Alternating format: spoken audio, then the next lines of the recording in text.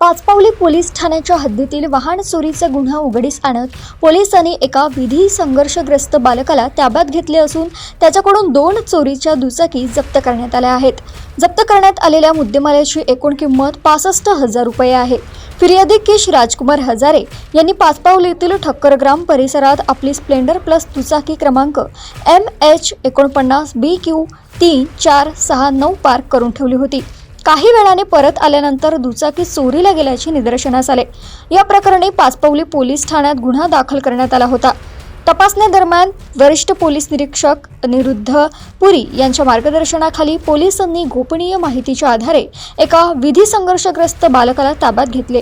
चौकशीत त्याच्याकडून चोरीस गेलेली स्प्लेंडर प्लस दुचाकी तसेच तहसील पोलीस ठाण्याच्या हद्दीतील चोरीची होंडा ॲक्टिवा असा एकूण 65,000 रुपयांचा मुद्देमाल जप्त करण्यात आला।